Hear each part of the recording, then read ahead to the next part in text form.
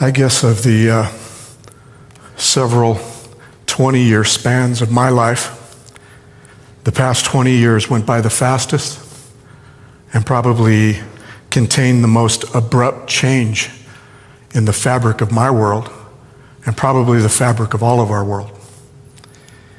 Just remembering the day itself is difficult because it seems so long ago. A time when you still have a child at home. He was in 8th grade, our youngest.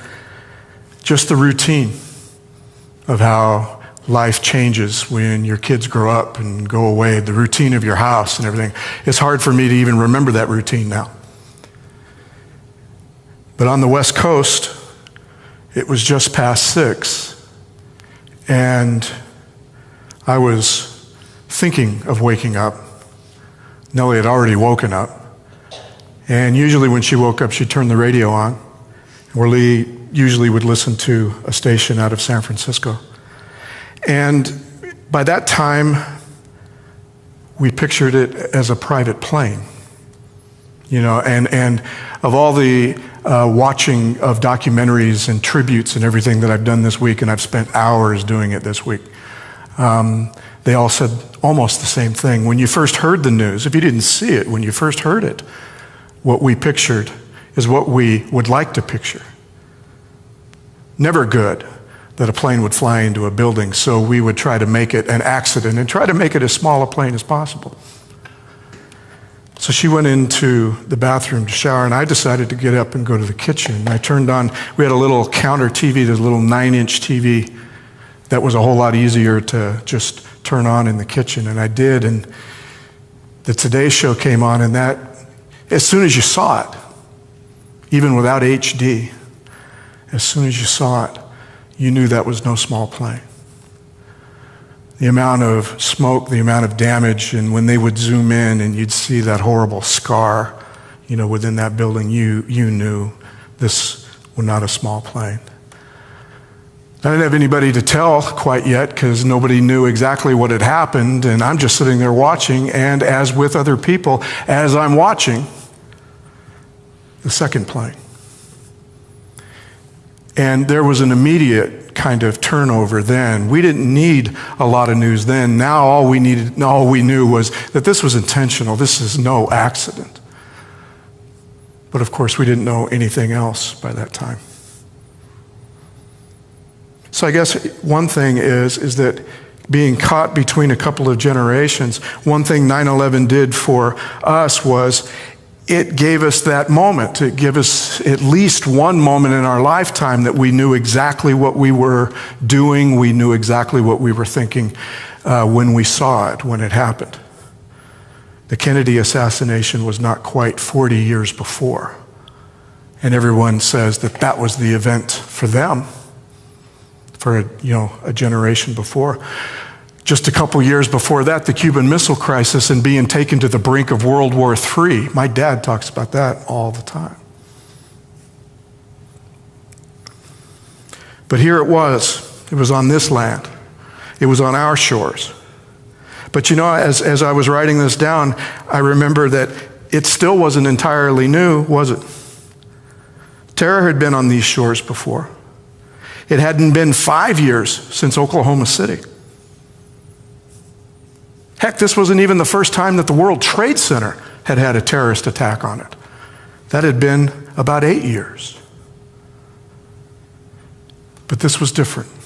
I'm not naive to say that they were all the same. I'm not naive to say that why does this one get the attention that it gets? This was bigger. There was a wider media gaze. There was a more immediate reaction to it. Some things actually have gotten a little better since then. One of the things was that it was a reminder that this nation could, what? Come together. It was proof that in times of great stress, we could come together. But also, there's an awareness 20 years as I write that, of the relativity and the superficiality of that phrase. Because we didn't all come together following those days, did we?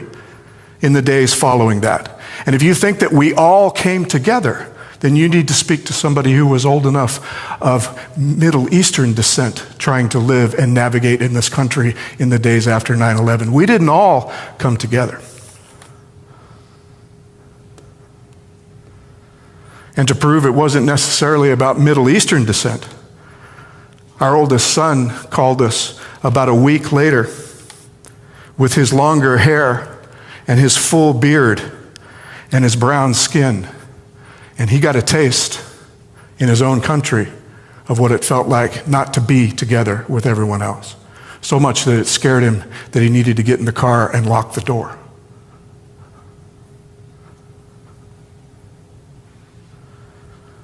That was here in the valley.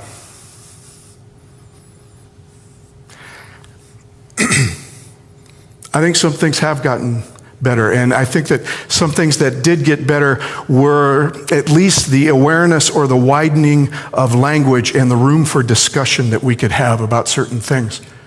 You know, before 9/11, PTSD was something that only happened to soldiers. And after 9/11, we figured out that PTSD can be applicable to all kinds of trauma. First responders, victims, survivors, those even who just saw it. A wider discussion. But for the most part, modern historians hit on what is most obvious, that even in the devotional for our offering, didn't they say, Mike? Even in that is, for the most part, it changed us, probably not for the better. We've become more fearful. We've become more distrustful. 9/11 was the first time that conspiracy theory met the internet on a huge scale, a much larger scale than had ever been given the stage before. Distrust of the government and other institutions grew after this because of our longest war, how we reacted to 9/11.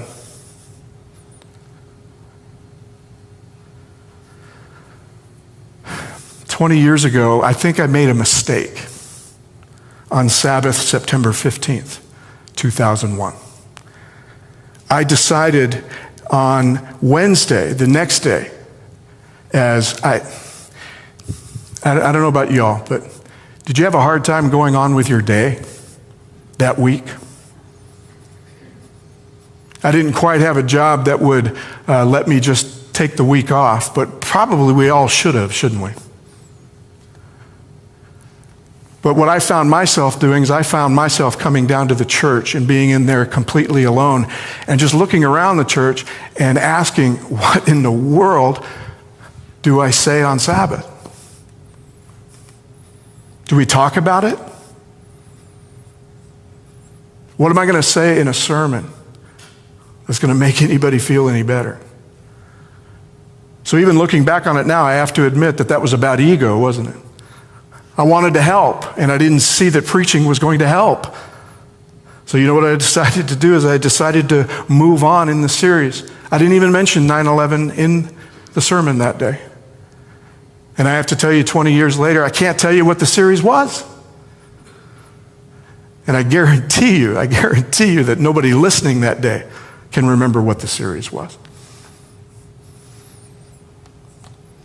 We dedicated most of our prayers that day to the events, the people that were affected most. But I just preached on. It's kind of an Adventist attitude, isn't it?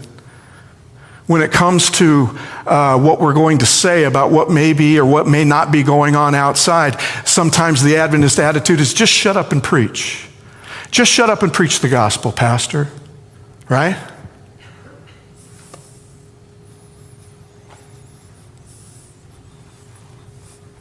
If I'm not mistaken, Mike, that Manhattan church, what I couldn't get out of my head that Wednesday as I was trying to figure out what to do on my church on the West Coast, that were thousands of miles away from anything that we could do, include help, what I couldn't get out of my head was that by Sabbath morning, that Manhattan church had lost contact with their head elder who worked in Tower 1.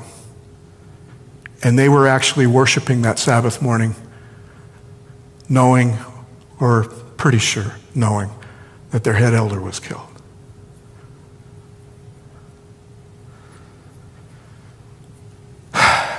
So this week, I never thought that the date would be part of the sermon title. This week, my instinct was to move on. I wanted to start a new series. And then, of course, I looked at the calendar and was reminded, just a big 11 flashing at you. And the more that I tried to work on moving on, it just didn't work. I just stared at my notes. I couldn't find a thread. I couldn't do anything. So I assume I was being told something, that maybe I could rectify a mistake that I made 20 years ago and talk about things that are actually on our mind, rather than something that I just hope is on our mind. So I hope by taking time for a little examination, then maybe next week, maybe next month, we see what we might move on to. See, because the thing is that here, 19 years later, we've been hit with something that probably has changed the fabric of us even more than 9/11 even could imagine that it would, right? So we're like still living through the effects of 20 years later. We get hit with a pandemic that we haven't seen in 102 years. So I don't know. I don't know if next week we'll move on. I don't even know what to move on to. But I do know we're here today. I do know we've been invited into God's presence today. And I know He has a message for us. I was thinking of this quote, and it just came to me this morning, and I realized how long it had been since I had even thought of the quote, which is unusual for a Seventh-day Adventist, because this quote is one of those things that's just kind of burned into our DNA. We're probably not even sure where to find it, because we haven't had to find it in ages, because we haven't memorized. Never had to find it. But Ellen White says this, he says, "We have nothing to fear for the future except as we shall forget the way the Lord has led us and His teaching in our past history." Y'all could recite it with me, couldn't you? A lot of you. A lot of us old people here today. It first appeared in the General Conference Daily Bulletin in January of 1893. It found its way into Selected Messages, Volume 3, and probably that's where we know it from. We have how much to fear for the future? Nothing, except if we what? If we not forget the past, but forget God's leading in the past. You know, sometimes the only reason you know that God has led in the past is because we're still here after the past. And we can even contemplate that there is a future. God's mercy lives with our past, even if we didn't live our past as we should have. Here we are. Here we are. Our prophetic heritage should be not guessing about what the future holds. Our prophetic heritage should be about history, right? It should be an honest, fearless history, though, all of it, looking back at it and examining all of it. In recovery, we are encouraged and we get to a point to where we write a fearless moral inventory, where we look at our past to try to figure out what may be going wrong now. And it needs to be fearless, it needs to be honest, it needs to be authentic. Because if we don't address the past honestly, then we can't face the future with any certainty. By the way, when did Jesus say that you would know the fulfillment of prophecy? After it's fulfilled. After it's fulfilled. He said, "I say these things to you now so that after it's fulfilled, you may remember that I said it, and you then can what? Believe." As prophetic people, we don't need to be guessing about what might happen in the future. All we have to do is examine our past and remember how God has led us in the past. So So in our recent study history, Jesus dropped something on his first disciples that to me was a bombshell. This was one of those moments in our study of the Gospel of John that just hit me. It was an absolute bombshell. Jesus said, so you have pain now. You have pain now. Has there ever been a time to where all the disciples of Christ could never ever claim that they're without pain? We all have it, don't we? We have it now. We had it 20 years ago. We've had it even more the past 22 months. Now you have pain, but I will what? I'll see you again. And your hearts will rejoice, and no one will take your joy from you. You want joy after your pain, Jesus says? How about this? How about this? How about I give you some joy right now? He said, you'll have joy when I come back, but how about you have some joy right now? Don't be sad that I'm going away, because the love of the Father won't go away when I go away, because the Father still loves you. The Father himself loves you because you've loved me and have believed that I came from God. I came from the Father and have come into the world again. I'm leaving the world and I'm going to the Father. To me, that was a bombshell to be dropped on the disciples because that was something that they weren't 100% sure of. They didn't have a lot of evidence in their life that the Father loved them, did they? The way that they read their history. The church of the day telling them that God wasn't real thrilled with them because they were poor, or they were working, or they were sick, or they were sinners.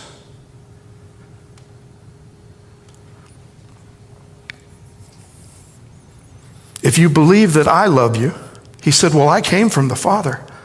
The Father's always loved you. Always.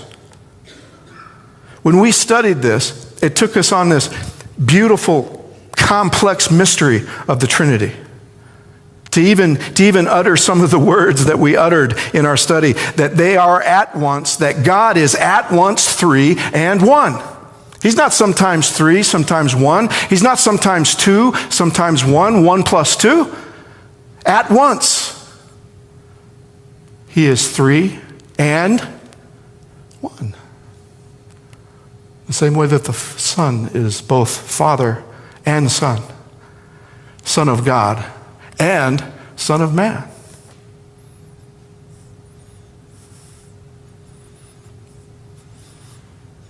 While their roles seem to be separated, Jesus says that no matter how much it appears that it could be separated.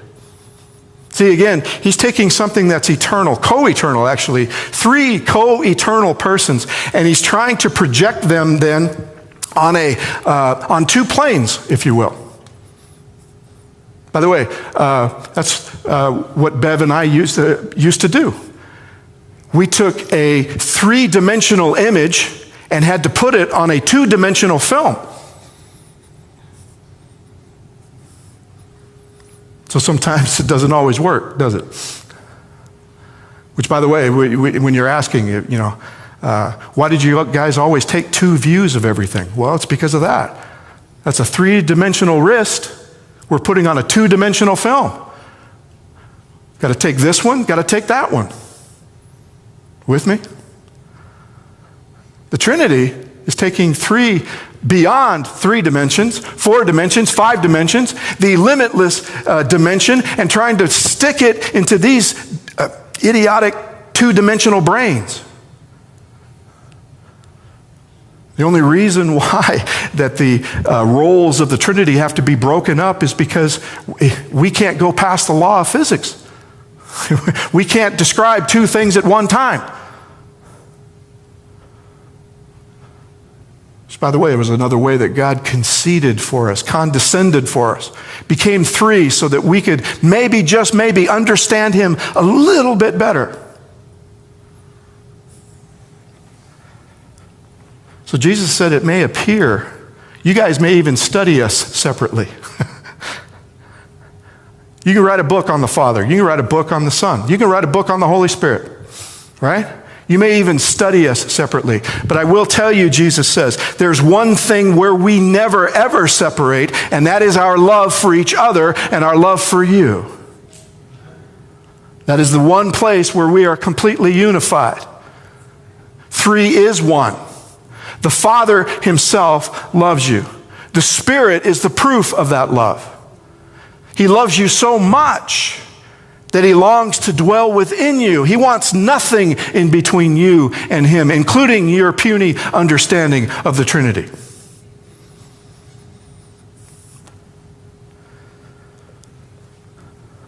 So what do we know as we look back to our history? What do we know as we look back to our history with God and with each other?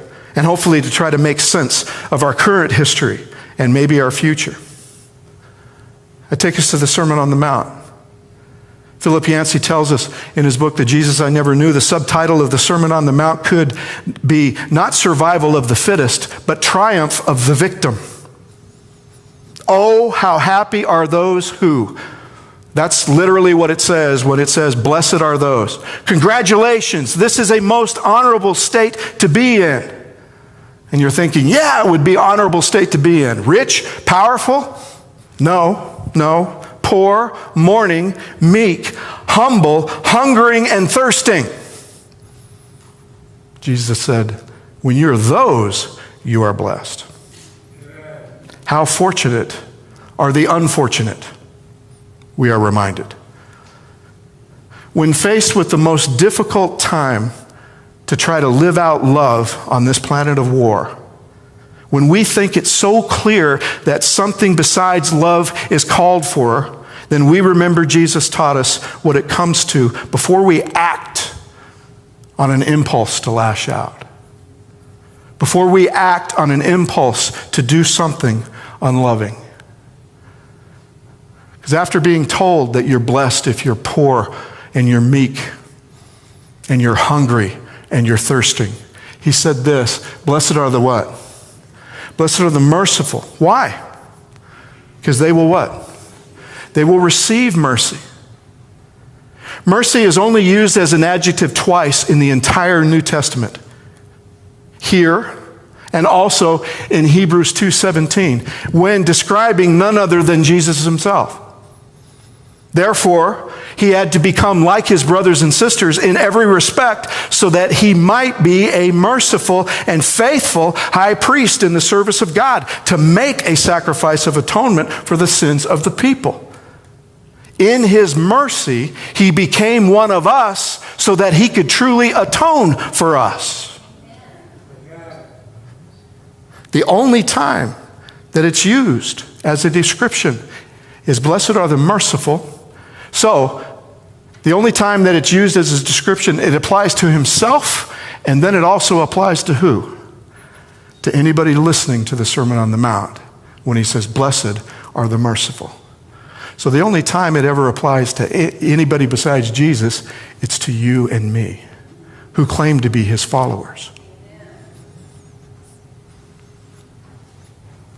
Luke even gives us another reason. I didn't put it up there, I'm sorry. Luke says in his version of the Sermon on the Mount, be merciful just as your Father is merciful. So the one time, if you want to be like Jesus, the one thing you're going to have to be is what? Is merciful. Is merciful. And I can't count how many times that's the line that I won't cross. I want to be like Jesus. I want to be like you so much. Okay, Greg, have mercy on somebody.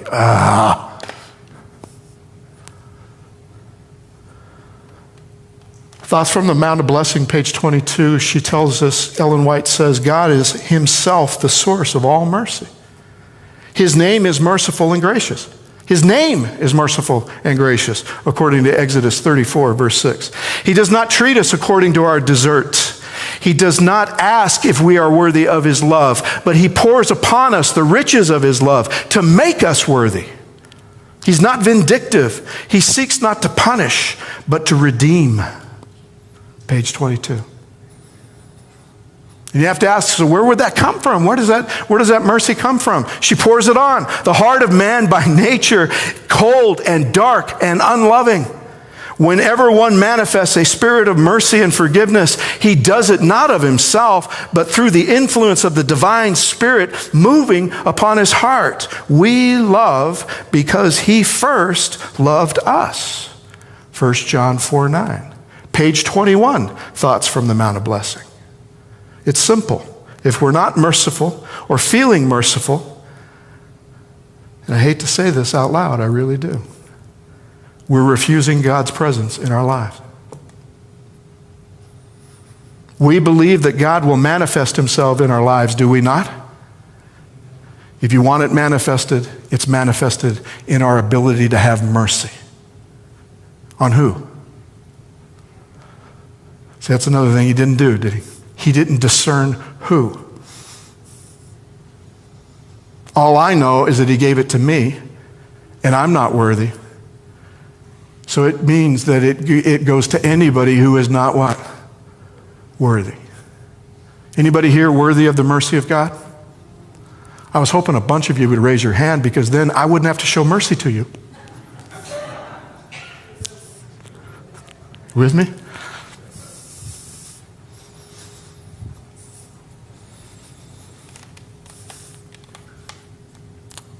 He didn't say be temperate, be faithful stewards. He didn't even say be Sabbath keepers, as your heavenly Father is. He said be what? Merciful. She doesn't let up on it. The merciful are partakers of the divine nature. And in them, the compassionate love of God finds expression. All whose hearts are in sympathy with the heart of infinite love will seek to reclaim and not to condemn. Christ dwelling in the soul is a spring that never runs dry. Page 22, same book. The merciful are those who manifest compassion in the poor, the suffering, and the oppressed. Sounds a little like what? The poor, the suffering, the oppressed. Sounds a little something like some people are calling social justice. But here we are 2,000 years later, even debating whether or not the church should be involved in social justice.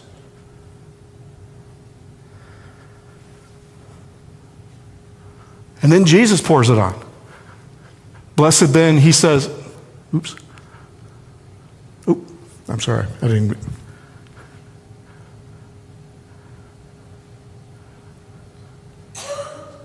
There. Sorry, I was going backwards. Jesus pours it on then. Blessed are the what? Blessed are the peacemakers. Notice what it says. Peace what? Makers. Not peacekeepers. Not passive, but what? Active. Jesus' whole mission was peace. Mike prayed for peace for us today that we haven't found in 20 years. And I don't know where we're going to find it. Blessed are those who are persecuted for righteousness' sake, for theirs is the kingdom of heaven. Blessed are you when people revile you and persecute you and utter all kinds of evil against you, and evil against you falsely on my account. He basically says that if you're going to take it in the teeth for Jesus, if you're going to take it in the teeth showing mercy, then congratulations. You're taking it in the teeth for the right reason. Only proactive disciples can have this happen to them. When you stand up for what is right in a world that calls right wrong, then someone is going to take note of it, and they're not going to be happy.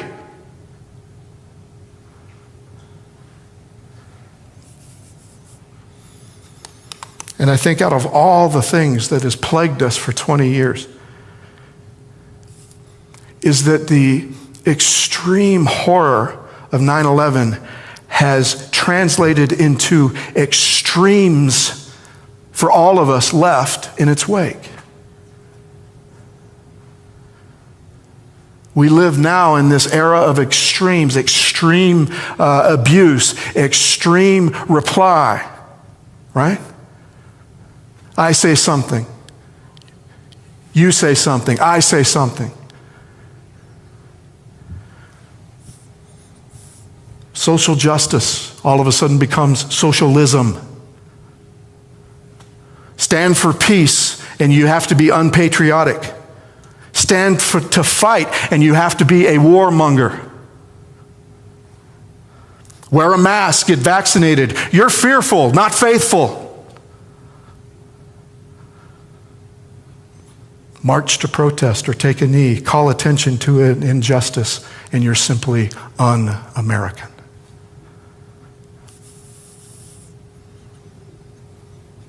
So, for any of us trying to navigate this, we grasp for mercy. We grasp for opportunities to be merciful.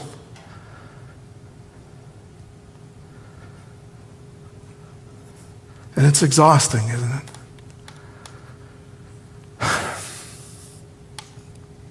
I'm exhausted. I know you are too. To constantly wonder, what do we believe that contributes or hopefully detracts from this way of dealing with uncertainty and anxiety? Because that's all this is. It's the world trying to deal with this uncertainty and anxiety. And when we are uncertain and anxious, we'll grab hold of anything that will make us feel secure, even if it means being unmerciful. You with me?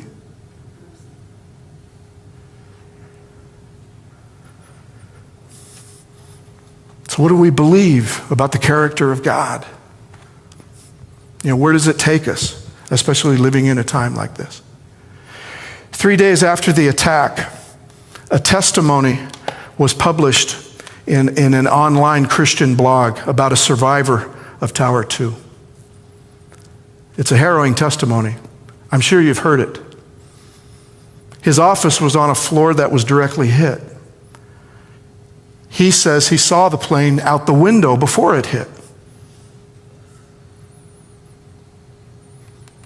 He vividly recalls an engine just a few feet away in what used to be his office on the other side of his desk. He miraculously, out of all of that, through then the smoke and the burning and the sound, because the engine was still running, he made it to a stairwell where another worker just happened to call out if anybody was on the floor. And the other worker, and they didn't know each other, called out, and miraculously they made their way down. They were one of the first people to get out and to be completely clear before the collapse. It's a wonderful testimony. Until he begins to make it a testimony. When he first published it, I wish he would just stop right there. But he had to go on then to explain why he believed he was saved through the whole ordeal. I'm a believer, he says. I was driving to work, and I don't know why, I cannot explain it why, but I felt urged by God to pray more fervently, to pray harder and longer. When I saw the plane out the window, I then understood that fervent prayer needed to come out again.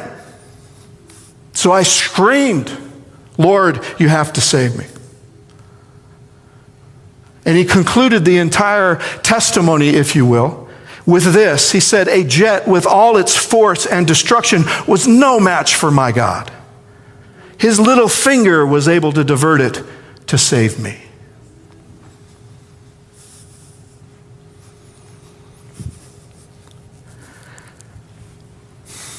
I remember his name, and I've seen him several times. In fact, he and I have become good friends. Because every time I turn on a tribute to 9/11, there he is. And I was wondering in the newest ones, in the brand newest ones, if he was going to be in there. And sure enough, I'm watching the second episode, and there he is.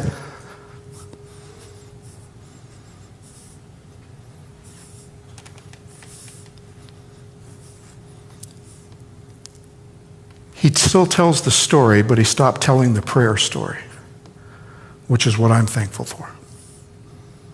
Because when a testimony comes out like that, I wonder about who's listening. And I wonder about the character of God in that testimony. See, because maybe a surviving family member contacted him after hearing this testimony and asked why my husband, a believer who prayed as you did that morning, couldn't, and God could not be bothered to move his other pinky, maybe to save him.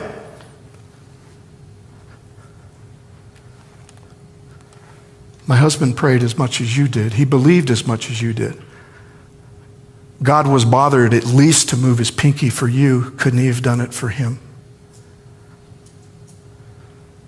See, it's easy sometimes to attribute all the mercy and the good to the Son, and then leave what we consider divine retribution to the Father when it's convenient.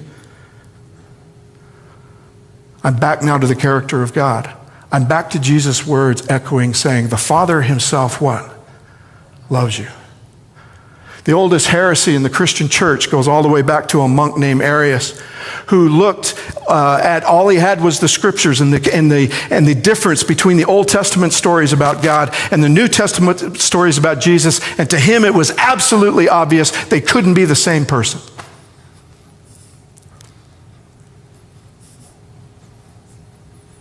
And so even Trinitarians, when we're looking to juxtapose the love and the mercy of the Son and divine retribution, or what looks to be like divine retribution, we save that for who? We save that for the Father, which is exactly why the disciples never believed that it was quite good news to be given into the hands of the Father. Jesus' revelation that the Father himself loves you is revolutionary to them. And 2,000 years later, his church, who believes, most of us believe to be Trinitarians, we will gladly begin to separate them when we're looking for someone to be unmerciful to. We keep the wrath of the Father in our back pocket. Right? For stories like this.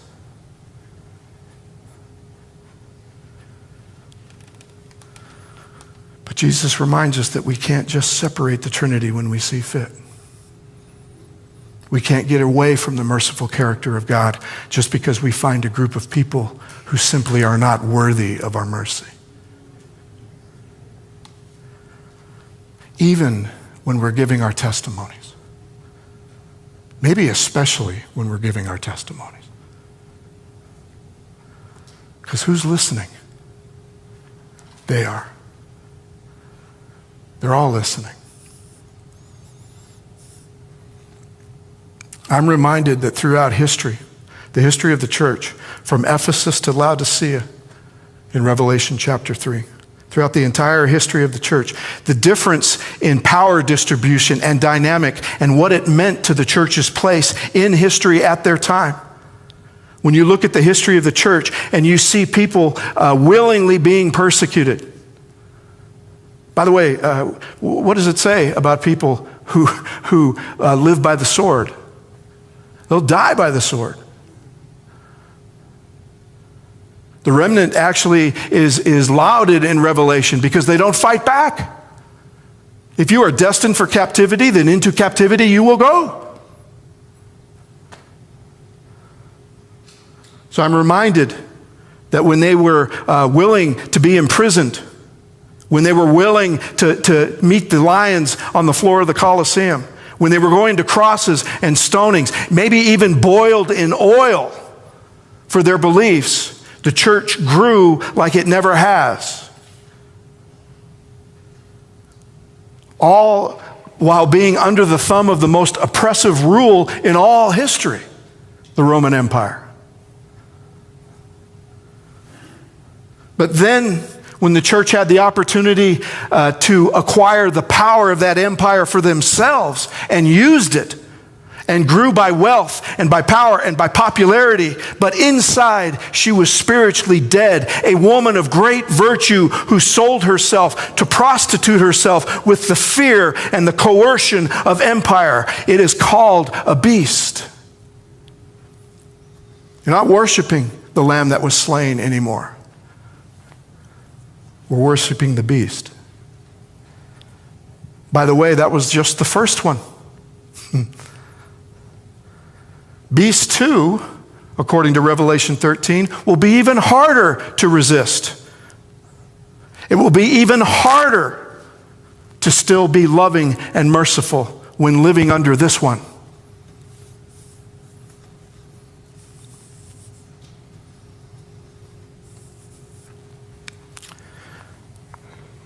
I'm reminded of looking back in biblical times, say to go back to Egypt and to look at the Exodus. And whenever I preach through the Exodus, I always ask this question. I always say, have you ever noticed that when human beings create gods for themselves, they're always big boy gods? They're big, they're powerful, they're angry, right?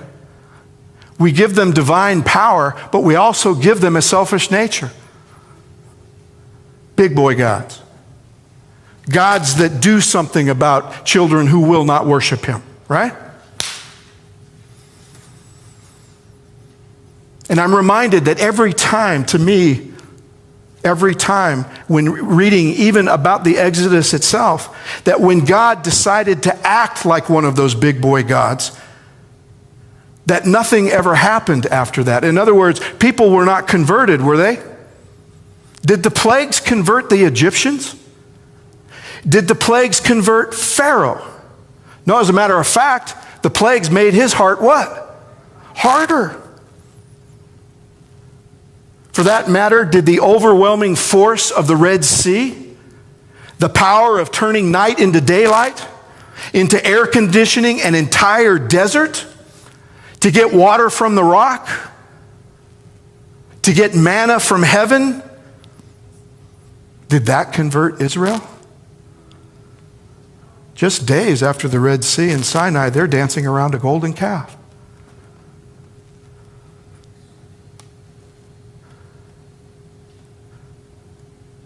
Sometimes we sit and we say, well, God will use that force. He'll use his wrath to convert people who will not believe in him. I think the stories in the Bible tell another story. I think God is saying to us, this doesn't convert anybody. It never has, and it never will.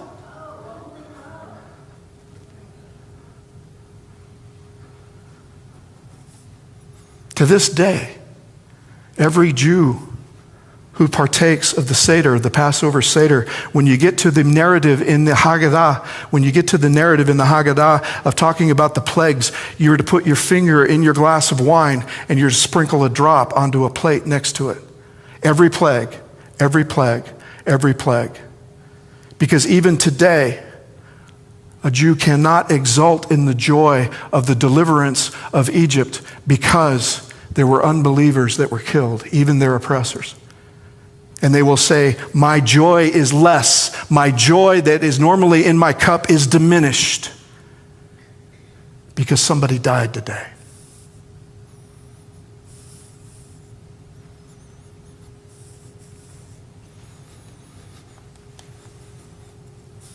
In the chronicle of human suffering, you find no other book like the book of Job, the chronicle of human suffering and pain. And the question as to why do bad things happen to good people? Why do good things happen to bad people? The ultimate question in the book of Job. In chapter 9, after Job has had everything happen to him, by the time you get to chapter 9, not only has he had everything that has happened to him chronicled, right? The death of his children, the depletion of his wealth, the absolute destruction of his health. He's barely hanging on. And also, by the way, for 9 chapters, he's had 3 friends trying to give him comfort by trying to remind him how big of a sinner he is. And that's why God is punishing him. So by chapter 9, somebody who should have absolutely no hope says this in verse 32, for he is not a mortal as I am, that I might answer him, that we should come to trial together. There is no umpire between us who may lay a hand on us both. The one thing God is wishing is, God may be doing this to me. In fact, Job believes God is doing this to him. But what he wants from God is somebody who understands him. He said, there's no way that God can understand what it's like. You don't know what it's like. I wish there was somebody who knew you and knew me. I wish there was somebody who could lay a hand on us both. I wish there was somebody who was a son of God and a son of man. I wish. By chapter 16, he's still asking for one. In verse 21, he says, oh, that a man might plead with God as a man with his neighbor. Where is this man? Where is this son of man that will plead on behalf of me to God? And then something happens in chapter 19. For I know that my Redeemer lives, he says. And that at the last he will stand on the earth. And after my skin has been thus destroyed, then in my flesh I will see God. In that chapter, all of a sudden, what strikes me about this is that in chapter 9, he wishes for it. In chapter 16, he's still wishing for it. But something happens in 19, he now knows that he's there. And I may not see him until after I die even.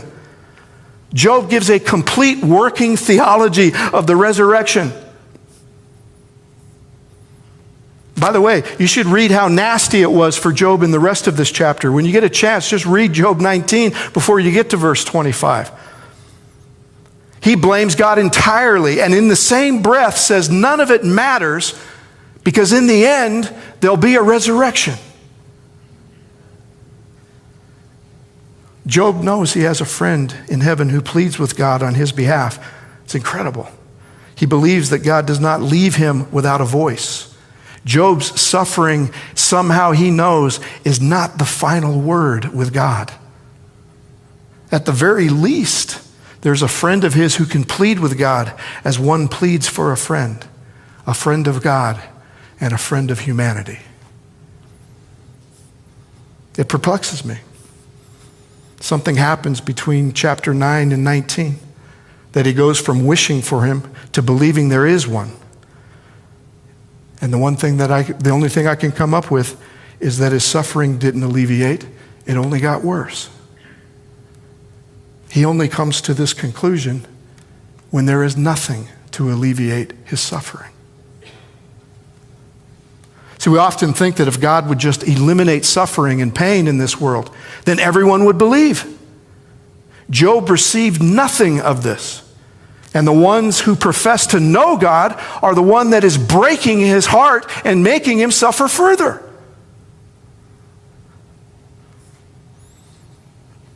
How did Job know?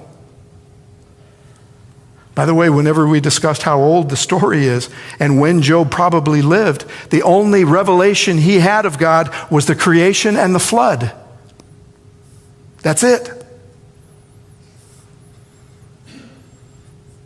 Did he conclude that there would be a resurrection just from that? Did he conclude that his pain and his suffering will not be the last and final word?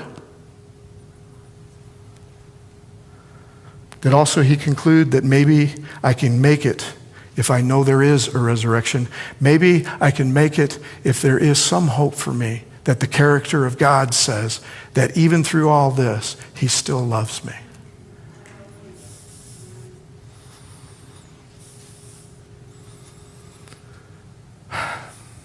So, there are a lot of things in order for us to be able to move on. Number one, I think we need to always think about what picture of the character of God we're putting forward by our lives, by what we say, by what we support and don't support, by what we do and don't do, how we treat other people in the church, out. I think we need to truly, truly change the way we look at pain and suffering in this world and begin to eliminate words like retribution and wrath. And as a church, to be able to come together and maybe not be able to eliminate the pain and the suffering of each other, but at least let each other know that we're not alone. To listen. Listen to other people's suffering. Even if I can't get my mind around it, even if I can't get my head around it, listen.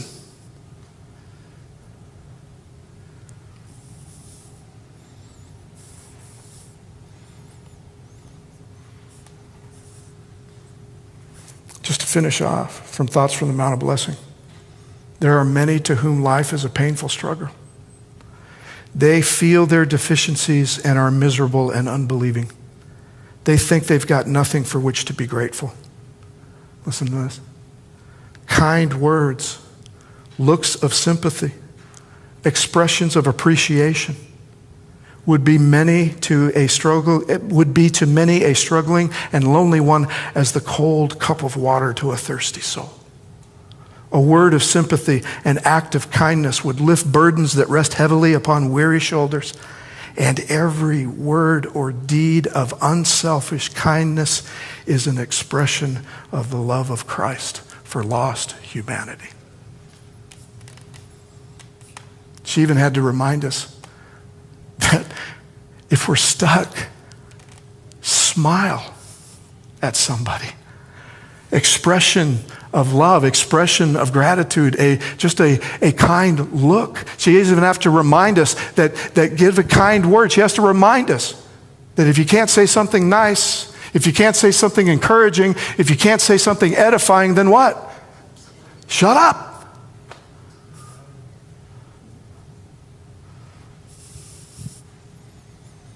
There are many to whom life is a painful struggle.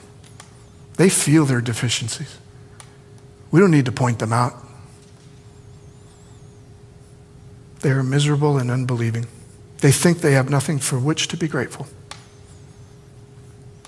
Kind words, looks of sympathy, expressions of appreciation. I guess what I'm saying is that we got to, if nothing else, we got to change our echo chamber, whatever echo chamber that we're living in, that's telling us that we can short circuit or that we can be unmerciful or unkind when it's appropriate in times of emergency. And when actually the past 20 years, when has it not been a time of emergency? What we say, what we do. And if we're having a hard time being merciful, then we spend time with each other. If I'm having a hard time being merciful, I want to hang out with you because I know you are merciful.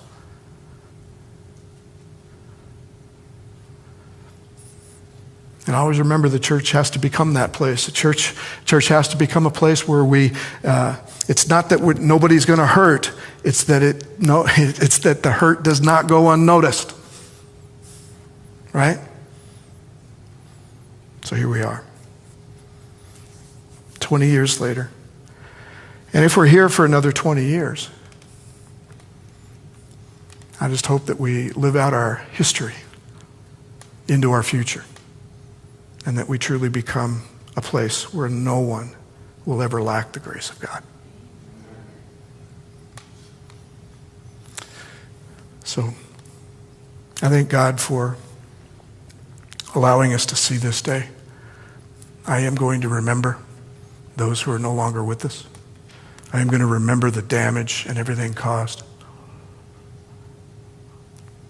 I'm going to praise God for however you may think about it, for the end of our longest war.